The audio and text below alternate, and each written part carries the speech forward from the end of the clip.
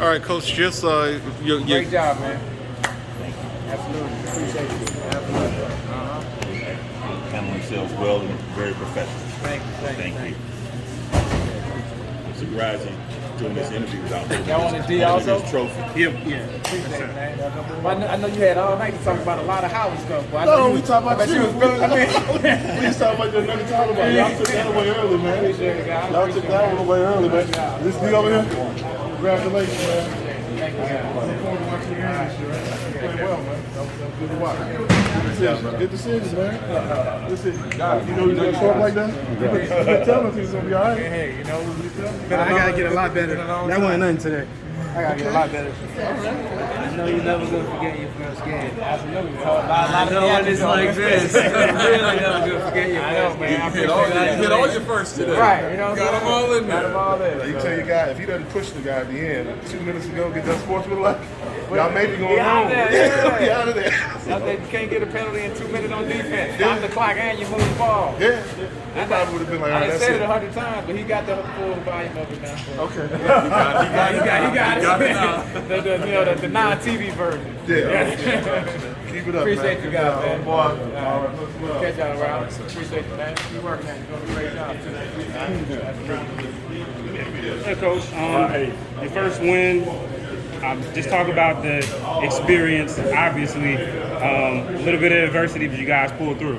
Yeah, I mean, it was one of those games. The guys came out there. You just had to keep them calm. They were so excited over the last couple of days, and I think that kind of played a factor early on with all that enthusiasm. Everybody wants to get the big hit and make the big play. But had Maddox, one of our true freshman starters out there. He came out there, got a big interception, got things going, and Howard did a great job. I mean, Coach had them ready, they prepared. I mean, they kept fighting back, and even at the end of that game, I mean, it's still only a 10-point game, so it's never over till it's over. So, I mean, first game, you always want to get a W, but there's so many things we can learn. Let the kids enjoy it tonight. We're never going to apologize for winning. But once you get past that, now we know we have to get back to work. Yeah, and just talk about keeping everybody focused. I mean, obviously, this is a game probably nobody's been through ever like this. So. I mean, coming into, the delay to start off with, and you go out and come back in, and once you get back in and out of that cycle. So it was good. I mean, it was a lot of adversity on both sides. I think both coaches did a great job of getting the guys ready to play. The referees, SWAC, MEAC. Of course, we got to keep everything safe for the fans, but hopefully the fans at home enjoyed it. I know it was a long night, but it was still a fun time and a great atmosphere. Coach, you talked about how important this game was for the SWAC with respect to the recent victories that the MEAC has had, and not only this game but the Celebration Bowl.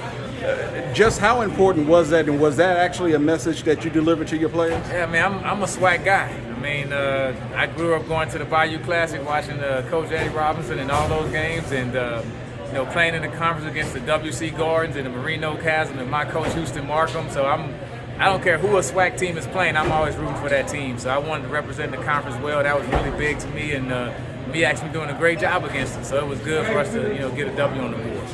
Talk about the young man over there holding the trophy, what he did for you tonight in his first college game. Yeah, he surprised me. I mean, I knew he could do it, and we didn't know exactly what to expect, so we just put him out there, and he had showed it.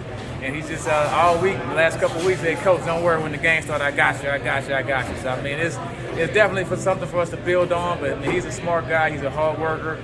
I mean, he wants to be a great quarterback, and so he understands that it's a lot of improvement that we're going to put out there, a lot of good players around him. So I'm just looking forward to watching him develop game after game and year after year. Coach, when you just there, you put in mock parlay. Was that a part of the game plan, or was there another reason why we got the playing time for that? Yeah, I mean, D had a cramp, so it was a hot night. Had a lot of guys cramping, but Miles is one of those guys, man. I tell you, he's one of my favorite players. I look at him like a son. He does everything we ask him. He's a hard worker, so he deserves to get some time in the game. Worked hard in the whole spring, never complained. Another quarterback comes in, he just kept working and working and working. So a guy like that, it's impossible for me not to cheer for him. So and we definitely want to give him some reps. So that's something that we'll probably keep seeing.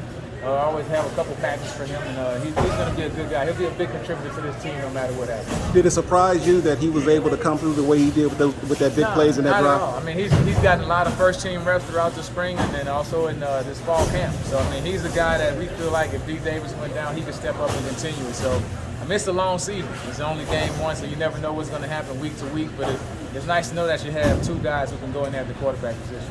And then finally, talk about what happened at the end of the game when you guys on that final delay? Was it a situation where Coach decided he wasn't quite ready to call? I mean, what?